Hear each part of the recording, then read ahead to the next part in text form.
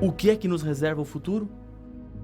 Ao nos depararmos com as notícias de tragédias, fome, assassinatos, desastres naturais, violência, uma pergunta parece tomar conta de todos os corações. Até quando? Existe alguma saída?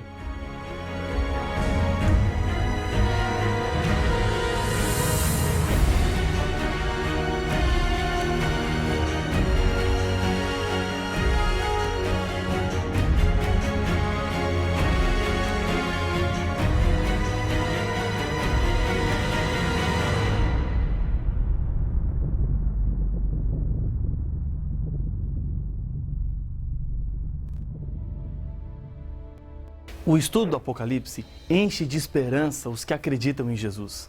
Assim como os 3 primeiros capítulos de Gênesis apresentam a história da criação, a queda do homem no pecado e o paraíso perdido, os 3 últimos capítulos do Apocalipse mostram que Satanás e suas obras serão destruídas e o Éden será restaurado. O livro do Apocalipse é a esperança e a certeza que temos de que Deus quer dar de volta ao ser humano tudo aquilo que ele tinha, mas perdeu com a entrada do pecado. Poderíamos dizer que o Evangelho do Apocalipse é a nossa segurança neste mundo cheio de incertezas. Mas existe um livro chamado Evangelho do Apocalipse? Na verdade não, mas o significado é real. O termo Evangelho significa boas notícias da parte de Deus em salvar o ser humano. O Apocalipse revela toda a beleza do amor de Deus ao salvar o pecador. Assim como os 3 primeiros capítulos da Bíblia nos falam como o pecado entrou no mundo, os 3 últimos capítulos falam como ele vai ser eliminado. A Bíblia mostra Deus buscando e ajudando seus filhos em meio a essa terrível tragédia. Esse plano de Deus é um tema muito importante dentro do Apocalipse. João vê um anjo que tem uma missão dentro desse plano de salvação. Acompanhe a leitura. Vi outro anjo voando pelo meio do céu, tendo um evangelho eterno para pregar aos que se assentam sobre a terra, e a cada nação, e tribo, e língua, e povo. Apocalipse capítulo 14 e o verso 6. O evangelho eterno é a mensagem de salvação de Deus. Foi necessário executar um plano para salvar o ser humano, pois o pecado traz consequências perigosas e trágicas. O pecado nos separa de Deus e descarrega sobre o ser humano a condenação à morte e a destruição da glória de Deus. Mas, para que essa terrível condição não se torne uma realidade na vida do ser humano, Paulo nos diz: portanto, assim como por um só homem entrou o pecado no mundo, e pelo pecado a morte, assim também a morte passou a todos os homens, porque todos pecaram. Romanos capítulo 5 e o verso 12. Depois da Batalha de Bautzen, Napoleão Bonaparte escreveu: não perdi ninguém de importância. A frase se torna mais dura quando se descobre que nesta batalha milhares de soldados haviam morrido defendendo a causa para a qual Napoleão os tinha enviado. Mas, como nenhum dos mortos tinha alta patente, para ele não tinham importância. Isso não é o que acontece com Deus. Para ele, cada ser humano é importante. Você e eu estávamos condenados à morte por causa do pecado. O amor de Deus fez com que Jesus assumisse o nosso lugar. E a minha morte agora é a morte de Jesus. A minha culpa agora recaiu sobre os ombros de Jesus. O que Jesus fez foi por toda a humanidade que está contaminada com o pecado. Mas Jesus faria isso apenas por você, ou se fosse apenas por mim. Um dos versos mais citados de toda a Bíblia deixa esse conceito bem claro. Porque Deus amou o mundo de tal maneira que deu seu Filho unigênito para que todo o que nele crê não pereça, mas tenha a vida eterna. João capítulo 3, o verso 16. Deus não quer que você se perca. O que Ele fez foi para que você não tivesse que sofrer. A morte entrou pelo pecado de um homem e a morte sairá pela morte de um homem, Jesus.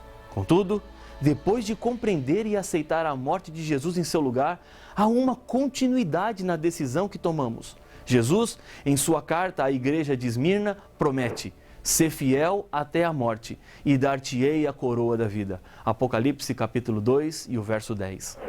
Deus entregou o seu Filho por causa do pecado. A entrega não foi como a de uma pessoa que está com um revólver apontado para o seu peito. Ele fez por amor. Uma antiga história ilustra essa realidade do amor de Deus. Durante meses, Margarida economizou, esperando comprar um bom presente de Natal para o seu marido Antônio. Quando faltavam poucos dias para o Natal, o dia da entrega do grande presente, ela descobriu que o dinheiro que tinha juntado era pouco para o presente que ela queria dar ao marido. O que fazer então? Encontrou um anúncio de uma empresa que comprava cabelos compridos. E lá foi então. Vendeu a sua longa e bem cuidada cabeleira. Com o que lhe pagaram, comprou uma corrente de ouro para o relógio de bolso do Antônio, que pertenceu ao seu pai e antes ainda ao seu avô, e que ele considerava um bem muito precioso e valioso. Naquele dia, Antônio, quando chegou em casa, trouxe um pacote com um presente de Natal para sua esposa. Ao abrir, Margarida viu 2 lindas presilhas de cabelo, que durante algum tempo admirava na vitrine de uma loja. Ao refazer-se da tristeza que lhe veio ao pensar que agora elas seriam inúteis, pois já não tinha os longos cabelos, correu para buscar a corrente de ouro que tinha comprado para o marido. Quando Antônio abriu o presente, foi ele quem ficou triste. Vendi o relógio para comprar as suas presilhas, disse ele. Não há dúvida que os dois se amavam, pois cada um tinha sacrificado algo que gostava muito para ver o outro feliz. Sacrificar-se para ver o outro feliz. Foi exatamente o que Deus fez, um sacrifício de vida pela sua felicidade. Ninguém pode obrigar Deus a dar alguma coisa. Ele entregou o seu filho porque amava muito, porque ele te ama muito. Amar é entregar-se, doar-se. Não foi dinheiro que Deus deu, não foi um continente, nem um planeta. Amou a tal ponto de entregar seu filho à morte. E o que ele espera de nós? Ele não diz, quer salvar-se? Pague o preço, pois então os pobres não se salvariam. Também não diz, trabalhe, porque os doentes se perderão. Também não diz, se quiser salvar-se, estude, pois os que não têm oportunidades de estudar não poderão se salvar. Ele apenas diz, aceite, creia. E isso você pode fazer, pois pode crer em Cristo, que por amor deu a vida para salvá-lo. O plano de salvar o ser humano existe antes mesmo do ser humano experimentar o veneno amargo do pecado. Em Apocalipse 13:8, a Bíblia diz: E adorá-la-ão todos os que habitam sobre a terra, aqueles cujos nomes não foram escritos no livro da vida do Cordeiro, que foi morto desde a fundação do mundo. Todos os que forem salvos serão por causa de Jesus. Ele é o único caminho que nos levará para a vitória e o completo abandono do pecado.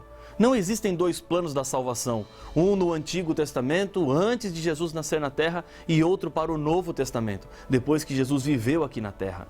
Jesus assumiu uma culpa que não era dele. João, em Apocalipse 1:5, apresenta que e da parte de Jesus Cristo, a fiel testemunha, o primogênito dos mortos e o soberano dos reis da terra, aquele que nos ama e pelo seu sangue nos libertou dos nossos pecados.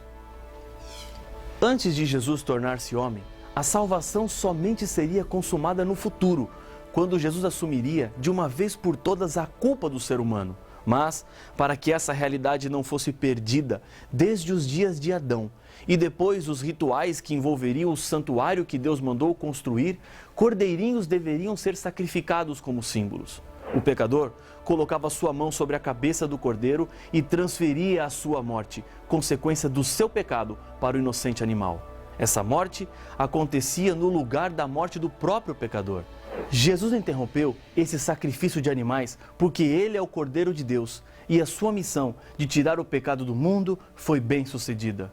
Não há outra opção ou forma de sermos salvos. Em Atos capítulo 4, versos 11 e 12, lemos: Este Jesus é pedra rejeitada por vós, os construtores, o qual se tornou a pedra angular. E não há salvação em nenhum outro, porque abaixo do céu não existe nenhum outro nome dado entre os homens pelo qual importa que sejamos salvos. O que Jesus faz é para sempre e é completo. Estas coisas diz o santo, o verdadeiro, aquele que tem a chave de Davi, que abre e ninguém fechará, e que fecha e ninguém abrirá. Apocalipse capítulo 3, verso 7. Jesus cumpriu todas as profecias. Em Isaías, encontramos que, embora Jesus nunca tivesse praticado nenhum mal, nossos pecados seriam postos sobre ele, e a sua morte seria a solução para que os seres humanos não precisassem morrer como consequência dos seus pecados. A ressurreição de Jesus garantiria vitória plena contra o pecado e a morte, e também a certeza de que os que morreram fiéis a Deus também ressuscitarão para receberem das mãos do próprio Deus a recompensa da vida eterna. Isso quer dizer que, quando Cristo abre a porta de salvação, ninguém pode fechar, nem o inimigo pode fechar a salvação para você. Mas se você não aceitar, a porta da salvação se fechará para você e depois de fechada, ninguém mais poderá abrir. E para receber a salvação, hoje, existem 3 passos que precisamos dar. Atos 16, 31. Responderam-lhe: crê no Senhor Jesus e serás salvo, tu e a tua casa. Crer em Jesus não é simplesmente dizer que Ele existe. Crer envolve confiança, compromisso e certeza. Crer em Jesus é procurar conhecer cada dia mais a Deus e a sua vontade. Crer em Jesus é viver de acordo com aquilo que Deus espera de você. Crer em Jesus é aceitar pela fé, andar pelos caminhos que Deus trilhou através da Bíblia. Nem sempre é fácil fazer a vontade de Deus. Talvez seja exatamente isso que você está vivendo agora. Tenho tantas coisas para acertar. Os meus problemas são muito complicados. Como é que a minha família vai reagir? Se você não confiar em Jesus, Ele não pode te salvar. Deus criou você como um ser livre. Ele respeita as suas decisões, mas hoje apela incansavelmente ao seu coração dizendo: filho, filha, deixe-me cuidar de você. Segundo ponto, Atos capítulo 3 e o verso 19. Arrependei-vos, pois, e convertei-vos para serem cancelados os vossos pecados. Arrepender-se é a tristeza por aquilo que você fez e a vontade de não fazer mais. Arrependimento envolve a busca para a transformação do seu coração e da sua vida. No grego, a expressão usada é metanoia, que quer dizer mudança de mentalidade. Ou seja, na Bíblia, arrependimento significa mudar a sua opinião.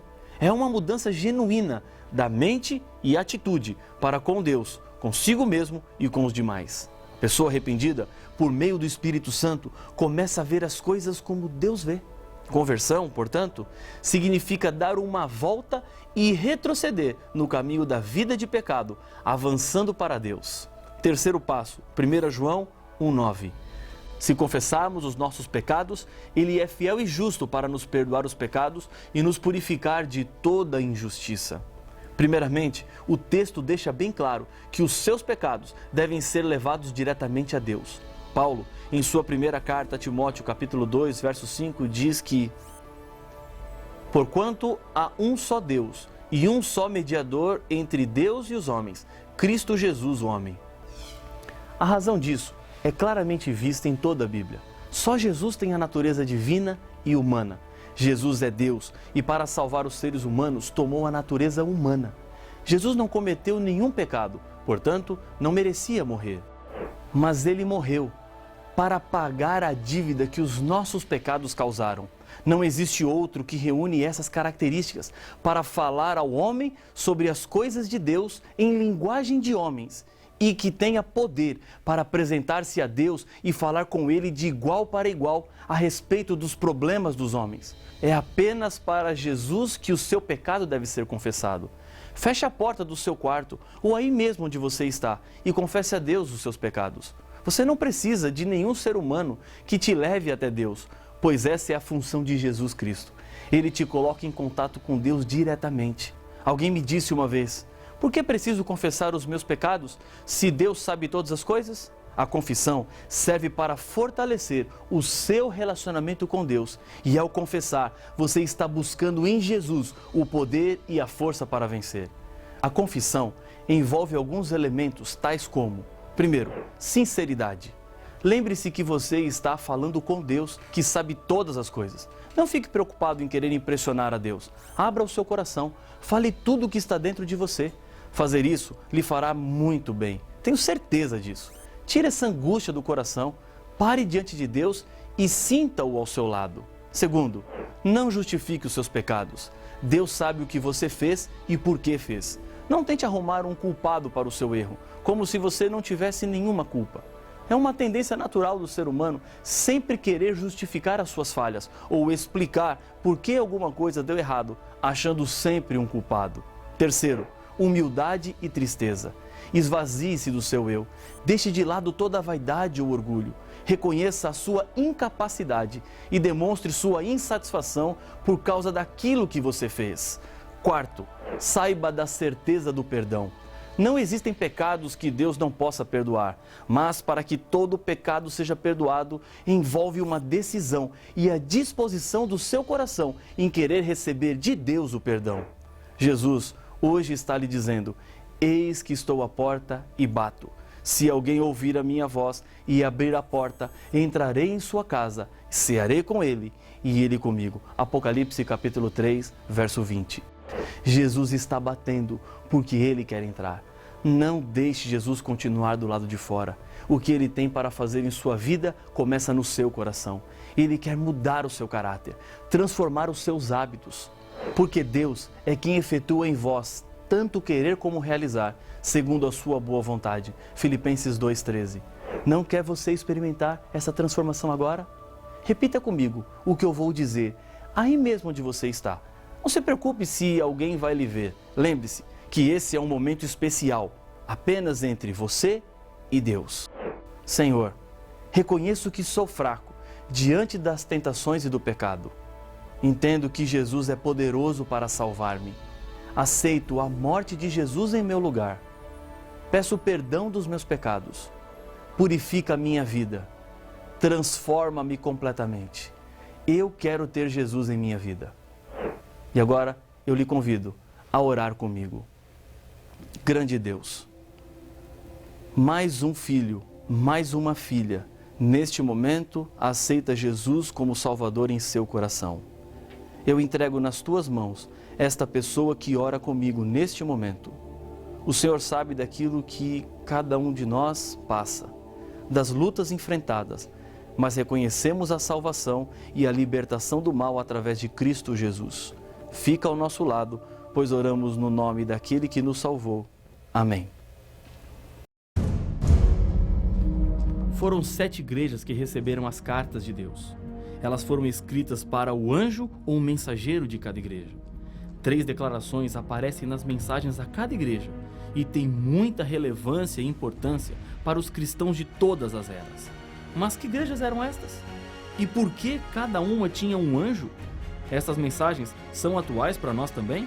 Para estas e outras perguntas, as respostas estão no próximo episódio de Apocalipse, o fim revelado.